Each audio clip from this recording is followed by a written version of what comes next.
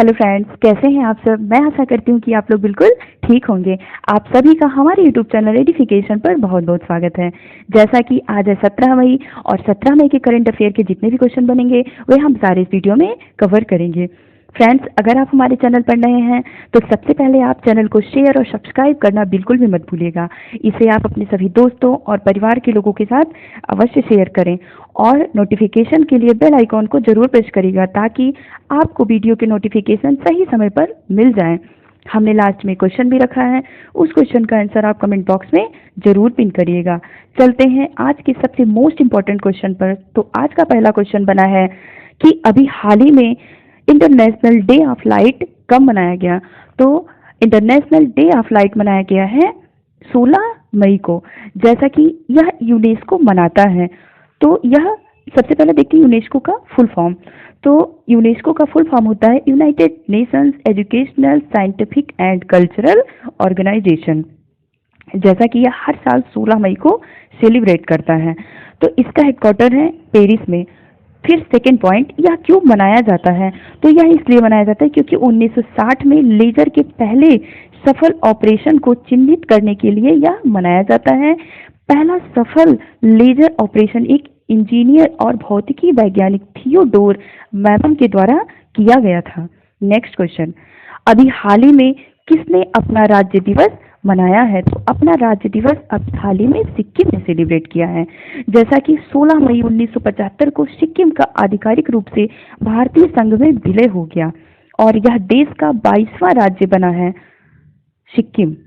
तो हम सबसे पहले देखते हैं सिक्किम के बारे में। जैसा कि सिक्किम की राजधानी है गंगटोक और यहाँ के राज्यपाल हैं गंगा प्रसाद, यहाँ के मुख्यमंत्री प्रेम सिंह तमांग और यहाँ पर विधानसभा की 32 सीट, राज्यसभा की 1 सीट तथा लोकसभा की भी 1 सीट है। और इसी के दिन 16 मई 1929 को ही फिल्मी दुनिया का सबसे बड़ा ऑस्कर अवार्ड, इसकी शुरुआत भी इसी दिन से हुई थी। नेक्स्ट क्वेश्चन, अपने 4 साल पूरा करने पर प्रधानमंत्री की कौन सी योजना चर्चा में रही है और इसकी शुरुआत कब और कहां से हुई थी। तो स्वच्छ ईंधन बेहतर जीवन के नारे के साथ केंद्र सरकार 1 मई 2016 को माननीय प्रधानमंत्री के द्वारा एक सामाजिक कल्याण योजना यानी कि उज्ज्वला योजना की शुरुआत की गई थी। केंद्र सरकार की प्रधानमंत्री उज्ज्वला योजना यानी PMUY से कमजोर वर्ग के परिवारों खासकर महिलाओं को बहुत ही राहत मिली है। इस योजना यानी 1 मई 2016 को यूपी के बलिया में लॉन्च किया गया। गरीबी रेखा से नीचे जीवन यापन करने वाले BPL धारक को यह घरेलू रसोई गैस से लाभान्वित किया गया है। यह योजना लगभग 8 करोड़ BPL धारकों को प्रदान किया गया है। नेक्स्ट क्वेश्चन, खगोलीय घटना से चर्चा में रहे स्वान क्या है एवं किस उपकरण पर इसका नाम रखा गया है। तो यह है धूमकेतु कोमेट, जैसा कि अभी कुछ दिन पहले न्यूज चर्चा में रहा है। तो जो धूमकेतु स्वान है यह हरी रोशनी के साथ धरती के वायुमंडल से गुजरेगा।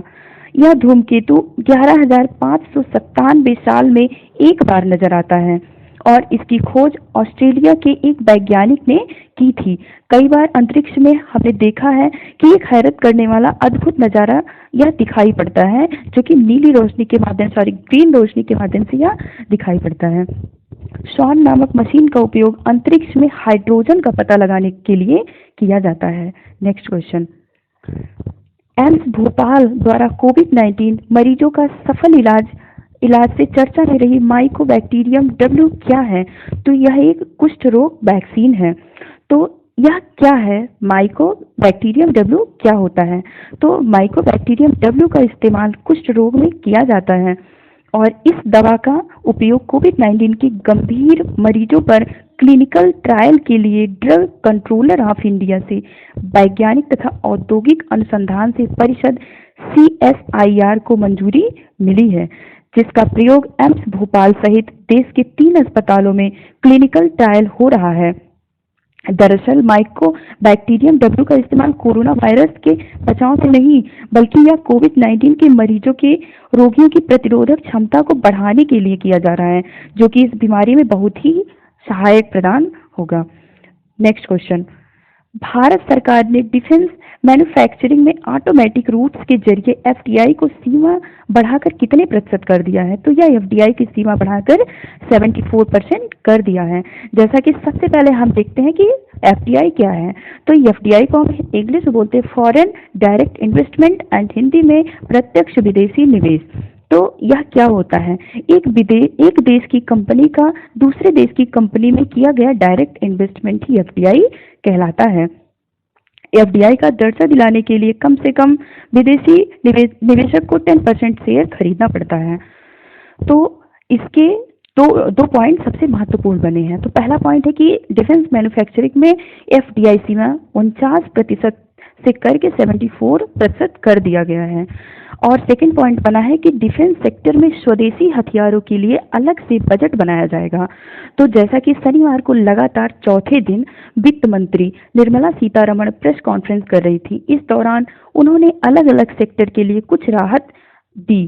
तो डिफेंस सेक्टर में भी इन्होंने कई योजनाओं का ऐलान किया। दरअसल सरकार ने डिफेंस एरिया में बड़ा कदम उठाते हुए डिफेंस मैन्युफैक्चरिंग के प्रत्यक्ष विदेशी निवेश यानी एफडीआई की सीमा 49% से बढ़ाकर 74% कर दी है। मतलब यह हुआ कि विदेशी कंपनियां डिफेंस में मैन्युफैक्चरिंग अपनी हिस्सेदारी बढ़ा सकेंगी। नेक्स्ट क्वेश्चन, किस राज्य सरकार ने कर्मचारियों को दिए जाने वाले 7 तरह के भत्तों को समाप्त करने की घोषणा की है? तो यह किया है उत्तर प्रदेश गवर्नमेंट। जैसा कि उत्तर प्रदेश गवर्नमेंट योगी आदित्यनाथ जी ने कोरोना वायरस के चलते सरकारी कर्मचारियों को मिलने वाले सभी तरह के भत्तों पर 1 साल के लिए रोक लगा दिया है, जिससे 1500 करोड़ धनराशि की बचत होगी। अभी हाल ही में प्रवासी मित्र ऐप भी उत्तर प्रदेश में ही लॉन्च किया गया है और जितने भी हॉट स्पॉट बने हैं वहां पर आरोग्य सेतु ऐप को भी कंपलसरी कर दिया गया है। तो यह उत्तर प्रदेश में हुआ है। तो जैसा कि उत्तर प्रदेश के मुख्यमंत्री हैं योगी आदित्यनाथ जी और यहाँ के जो राज्यपाल हैं वहाँ है आनंदीबेन पटेल। यह एक 75 जिलों का एक राज्य है। नेक्स्ट क्वेश्चन, हाल ही में केंद्र सरकार ने किस राज्य की सिंचाई परियोजना के लिए एआईआईबी द्वारा $145 मिलियन पर समझौता किया है? तो यह पश्चिम बंगाल के लिए हुआ है। जैसा कि सबसे पहले देखते हैं एआईआईबी क्या है। तो एआईआईबी का फुल फॉर्म होता है एशियाई इंफ्रास्ट्रक्चर इन्वेस्टमेंट बैंक। इसकी स्थापना हुई थी 16 जनवरी 2016 को। इसका हेडक्वार्टर बीजिंग चाइना में है। तो यह कोलकाता यानी कि पश्चिम बंगाल गवर्नमेंट के लिए यहाँ पे किया गया है। तो सबसे पहले यहाँ की सीएम जो है वह है ममता बनर्जी, यहाँ के राज्यपाल जगदीप धनखड़ हैं और जो यहाँ की जो राजधानी है पश्चिम बंगाल की वह है कोलकाता, जो कि हुगली नदी के किनारे बसा हुआ है। और ब्रह्मपुत्र तथा गंगा ये दोनों मिलकर एक सुंदरबन डेल्टा का निर्माण करती है, जो कि विश्व का सबसे बड़ा डेल्टा है। नेक्स्ट क्वेश्चन, अभी हाल ही में चर्चा में रहे एससीओ की बैठक की अध्यक्षता किस देश ने की है? तो इसकी अध्यक्षता रूस ने की है। तो जो एससीओ होता है इसका जो फुल फॉर्म होता है वह है संघाई कोऑपरेशन ऑर्गेनाइजेशन, जिसे हम हिंदी में संघाई सहयोग संगठन कहते हैं। तो 15 जून 2001 में चीन, कजाकिस्तान, किर्गिस्तान, रूस, तजाकिस्तान और उज्बेकिस्तान के द्वारा इसकी स्थापना की गई थी और सन 2005 में भारत और पाकिस्तान भी इसमें शामिल हुए। तो रशिया ने किया है। तो यहाँ के जो राष्ट्रपति हैं वह है व्लादिमीर पुतिन और यहाँ के जो प्रधानमंत्री हैं वह है दमित्री मेदवेदेव और यहाँ की जो राजधानी रशिया की राजधानी मॉस्को है, यहाँ की मुद्रा रूबल है। नेक्स्ट क्वेश्चन, अभी चर्चा में रहे किस राज्य की पुलिस ने कोरोना योद्धाओं के लिए thermal combat head gear launch किया है? तो यह किया है दिल्ली गवर्नमेंट। तो दिल्ली पुलिस ने किया है। तो सबसे पहले देखते हैं इसके बारे में क्या है ये। तो दिल्ली पुलिस ने इंडियन रोबोटिक्स सॉल्यूशन IRS के सहयोग से thermal corona combat head gear नामक एक उपकरण लॉन्च किया है। इस उपकरण को कोविड-19 से फ्रंट लाइन कोरोना योद्धाओं को सुरक्षित रखने के लिए लॉन्च किया गया है। यह उपकरण पुलिस कर्मियों को 10 से 15 मीटर की दूरी से ही बड़ी संख्या में लोगों के तापमान का पता लगाने के लिए सक्षम बनाता है और सोशल डिस्टेंसिंग के मानदंडों का पालन करने में भी मदद करता है। आपने इस वीडियो को अंत तक देखा, उसके लिए बहुत बहुत धन्यवाद। आप इस क्वेश्चन का आंसर कमेंट बॉक्स में जरूर पेस्ट करिएगा। जैसा कि आप इस वीडियो को शेयर करना बिल्कुल भी मत भूलिएगा और नोटिफिकेशन के लिए बेल आइकन को जरूर प्रेस करिएगा। आप वीडियो को लाइक, शेयर और सब्सक्राइब अवश्य करिएगा। और लॉकडाउन चल रहा है, सभी लोग अपने घरों में स्वस्थ और सुरक्षित होंगे। सबसे पहले हमें अपने आप की सुरक्षा करनी चाहिए, इसलिए आप अपने घरों में रहें। Thanks for watching.